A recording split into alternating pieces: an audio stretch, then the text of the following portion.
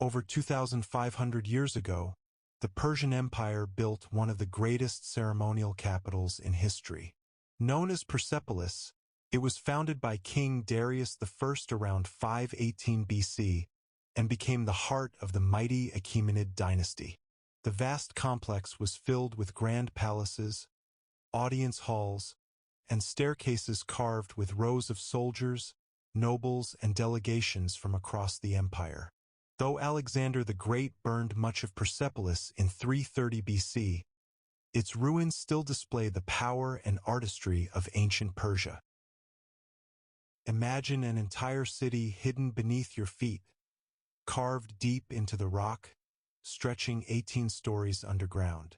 Inside were kitchens, stables, chapels, and enough space for 20,000 people.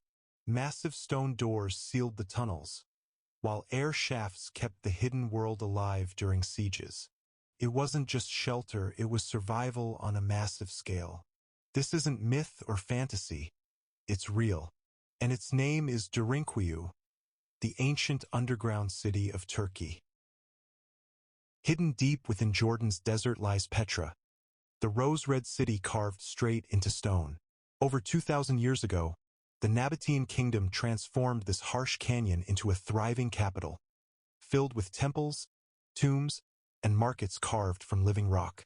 Travelers reached it through the narrow Seek, a winding gorge that suddenly opens to the breathtaking treasury, its 40-meter-high facade glowing gold in the sun. But Petra was more than beauty, it was power. Its position controlled the trade routes that connected Arabia, Egypt, and the Mediterranean. Spices, silk, and ideas all passed through its gates. Eventually, shifting sands and earthquakes drove its people away, and the city faded from memory. For centuries it slept, hidden from the world, until explorers rediscovered it in 1812. Today, Petra stands silent yet eternal, proof that even stone can tell the story of an empire long vanished.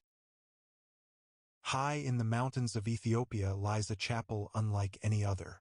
To reach it, worshippers climb sheer cliffs with handholds carved into stone, shuffle across ledges with 250-meter drops, and edge along narrow natural bridges, all at nearly 2,600 meters above sea level. Inside, the walls glow with centuries-old frescoes, telling stories of saints and apostles. The chapel is still active today, and locals believe the route is blessed, because despite the deadly climb, no one has ever fallen. Only at the end of the journey does the secret reveal itself. This sky-high sanctuary is the legendary Abuna Yemata Guh, carved into the cliffs in Ethiopia's Tigray region more than 1,400 years ago. Over 1,200 years ago, ancient builders in India carved a colossal temple from the top down. Not built, but excavated straight out of solid rock. They removed more than 200,000 tons of stone using nothing but hammers and chisels. Yet somehow, the symmetry, detail, and scale rival modern engineering. The structure rises higher than the Parthenon, with carved elephants, towering pillars, and walls that still align perfectly centuries later. No blueprints, no machines, just raw human skill, and a mystery that still puzzles engineers today. The masterpiece they created has one name: Kailasa Temple. Rising above the Cambodian jungle, Angkor Wat was the grand fortified city built by King Jayavarman VII in the late 12th century. Designed as the last capital of the Khmer Empire, its walls, moats, gates, and temples embodied a cosmic vision, each piece aligned with Buddhist and Hindu symbolism.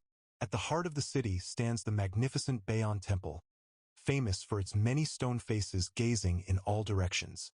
Once home to perhaps 80,000 to 150,000 people, Angkor Wat was not just a palace complex but a full urban center filled with officials, priests, royal chambers, and ceremonial spaces. Over time, the wooden royal palaces decayed, leaving ruins, but the stone temples remain as a testament to Khmer ambition, faith, and architectural genius. Rising above the Adriatic Sea, the walls of Dubrovnik are among the most spectacular medieval fortifications in the world. Built between the 12th and 17th centuries, these stone ramparts stretch nearly 2 kilometers, completely encircling the old city. The walls rise up to 25 meters high and 6 meters thick, reinforced by 16 towers and 2 mighty fortresses, Mincheta Tower and Bokor Fortress, guarding the city's corners. For centuries, these defenses protected the Republic of Ragusa, a powerful maritime state that rivaled Venice in trade and diplomacy. The walls endured sieges, earthquakes, and cannon fire, and even during the 1990s Croatian War of Independence, they sheltered civilians once again. Today, the Dubrovnik walls attract millions of visitors each year, known worldwide for their cinematic beauty, even appearing as King's Landing in Game of Thrones. Hidden within the cliffs of Slovenia stands a fortress that defies gravity and logic. Predjama Castle, built directly into a 400-foot-high cave mouth, is a medieval wonder fused with stone and shadow. Its name means castle before the cave, and that's exactly what it is. A half-natural, half-man-made stronghold where the walls and the mountain become one.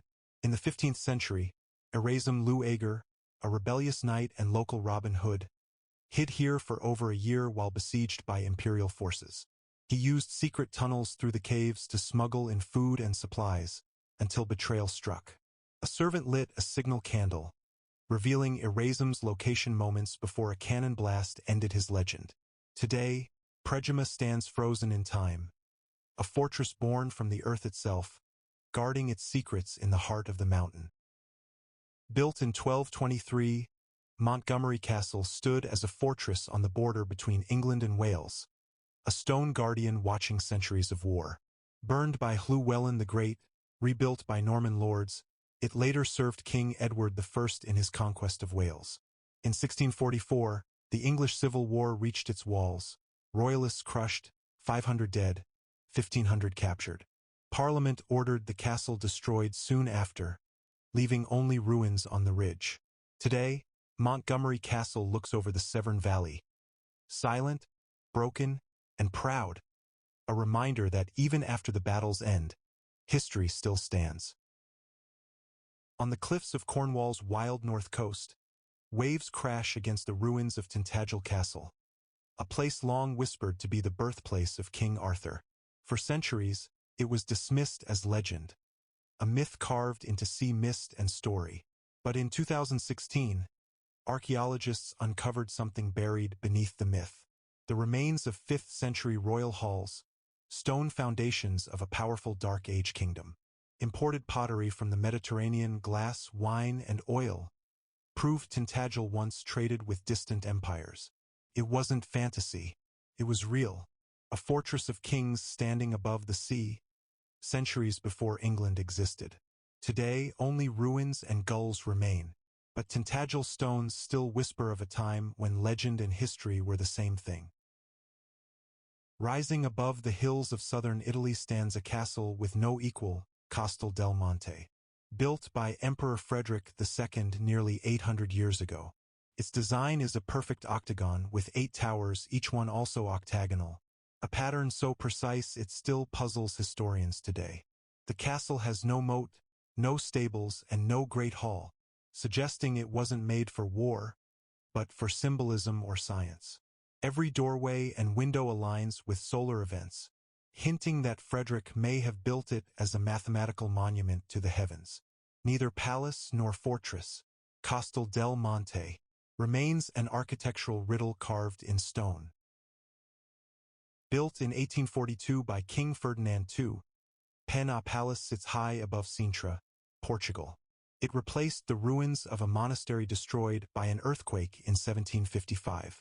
Ferdinand designed it as a romantic dream, part fortress, part fantasy. Architects mixed Gothic, Moorish, and Renaissance styles, then painted it red, yellow, and blue to stand out through the fog.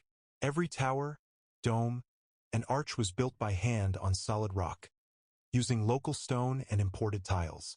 It wasn't built for defense or politics, it was built to be seen. Today it still dominates the Sintra Hills, a mountain of color that was never meant to hide.